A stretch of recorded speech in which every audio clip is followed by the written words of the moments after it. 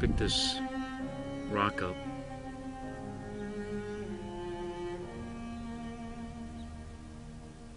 This is a chert. It's probably one of the most dense and hardest rocks around here. Fossilized sponge, and was used by the ancient tribes that inhabited this area. In fact, not too far from here I found an old grinding, kind of the mano of the mano matate. This also looks like a kind of heart. I immediately think of the warrior's heart, and has a red stripe through it.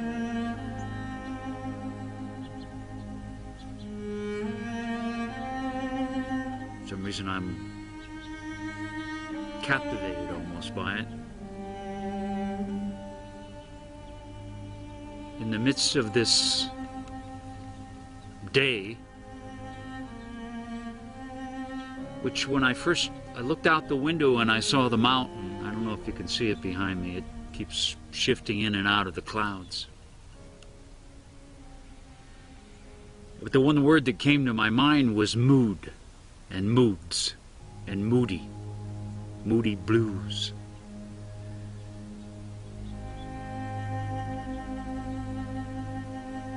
So, I mean, what happens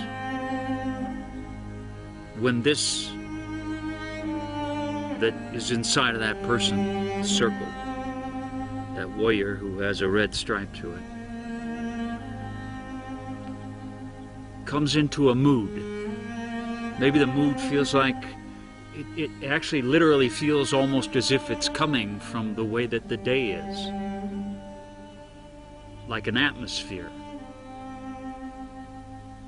almost as if you had a series of atmospheres and each one was a separate room, and as you entered that atmosphere it evoked a particular mood, and that mood created a particular way of thinking for that day, and of feeling and interpreting what was happening and reacting to things. But where did the mood come from?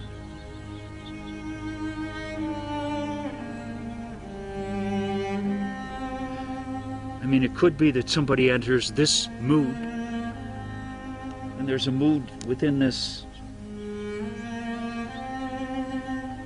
sculpture. But somebody could be in this mood, and for some reason it takes them to a jingle bell, Christmas, wonderful skiing slopes and snow feeling. Somebody else, for some reason it brings in a sadness, a heaviness.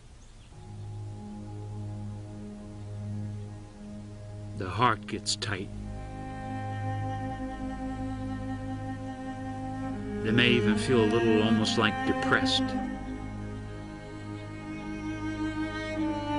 Don't want to do anything. Nothing means anything. Now it seemed to as if it came from the day, the clouds, the atmosphere as if that descended upon them. But that environment or atmosphere is in fact just like these movements, and just like in the soul dreaming, invoking a particular feeling inside of that person.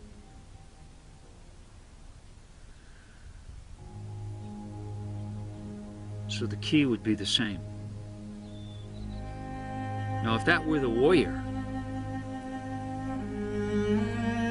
and it invoked their sadness that they probably have hardened to, like this hard rock. Ah, my friend the raven. They're not going to like that. They're going to harden to it, most likely. But the key would be to enter consciously that heavy weighted mood and actually feel it as if it were dragging you down into a place, and noticing perhaps your resistance. Perhaps maybe I should get busy and do something. Or maybe you just need to descend into it. And even descend into your fear of not rising up out of it. Maybe even this sculpture is part of it. Something of a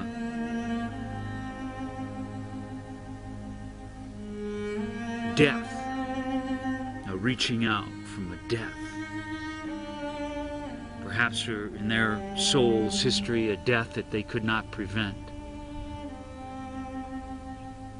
And it was on a day like this. And so this day has the music of that ancient day when on a field of battle they could not protect and they could not save the ones that they loved.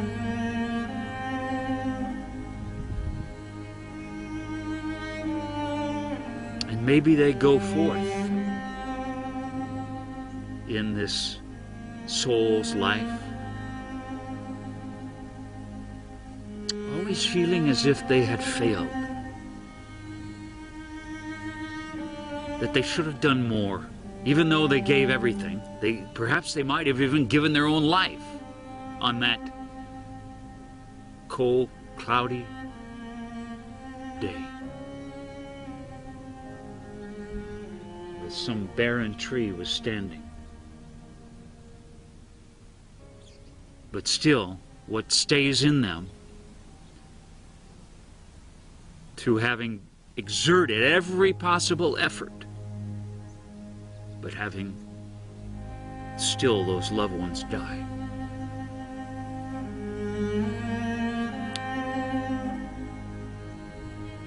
There's a story perhaps that they keep repeating, that they always feel for some reason that they fail others somehow. Perhaps somebody that was in their life that was ill. They did all they could, but they still died.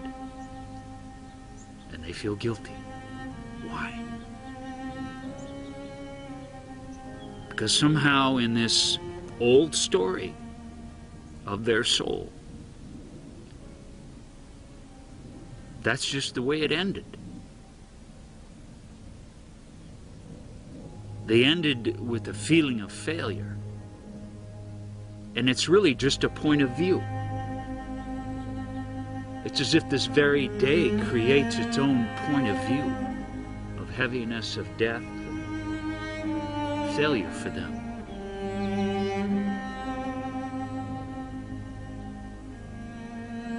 As if it split their heart like a river of blood running through it.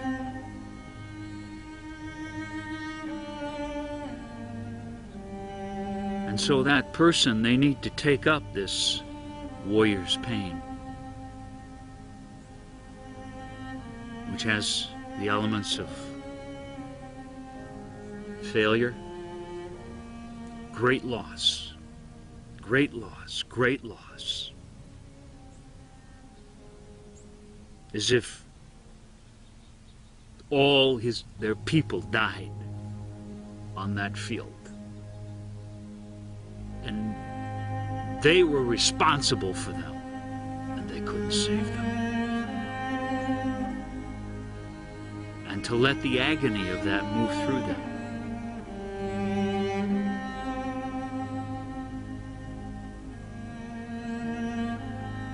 Because otherwise they go through life with this kind of hardness. They don't like themselves. It's hard for them to let other people in, because how could they like me?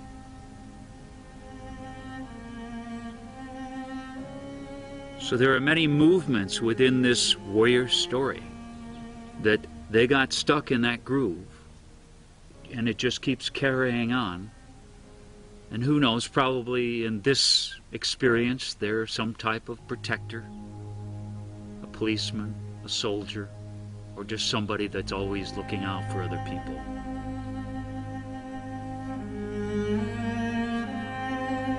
And that's the badge that they wear.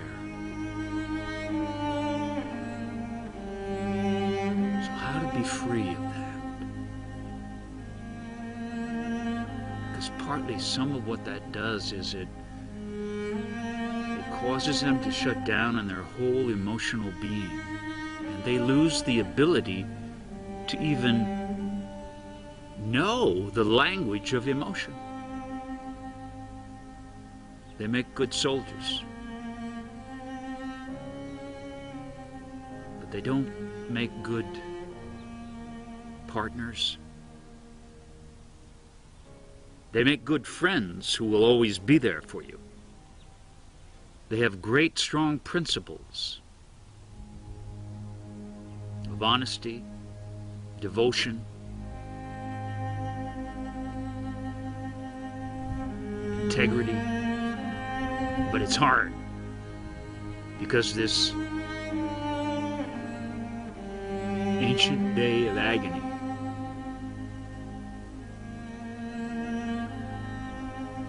whereas if the spirits of the dead float in the sky around them, but have come into them.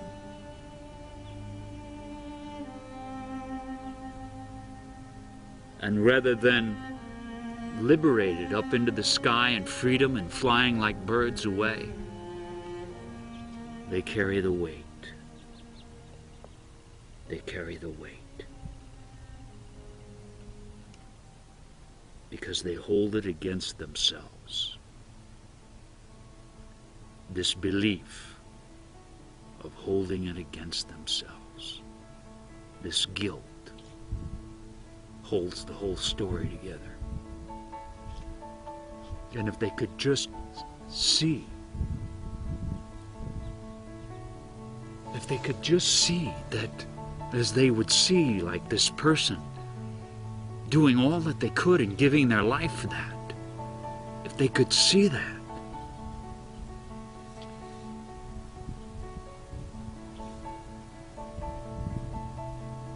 and give up that belief of having failed. Give up the idea of failure. But first you must give up the idea of success. All these opposites, warrior, victim, success, failure, one takes you into the other.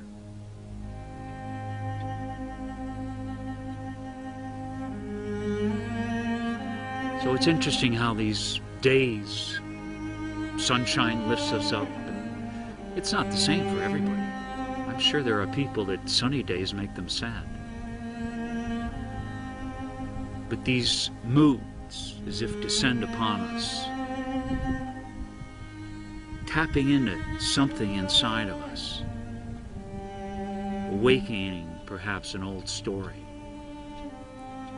And if we think too much and get involved in that, rather than just use as an opportunity to let the mood take you into the feelings and free you from the story.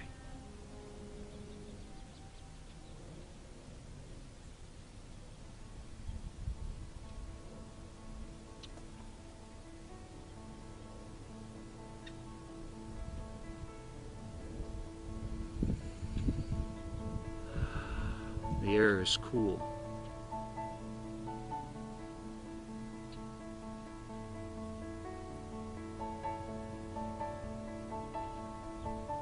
And there's a poignancy, a profoundness. No, it's not life and fluffy and bubbly and dancy and happy, but Somehow it's this great profoundness of the human experience, even in its pain and in its suffering and in its trauma.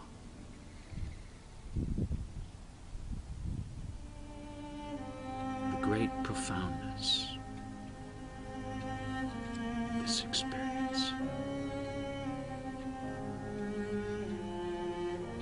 that moves us.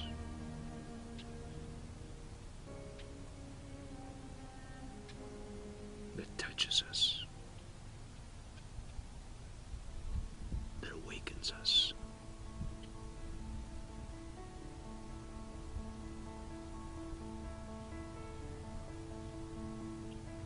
So I thank this day. I thank this day. And I thank this rock. And I thank you.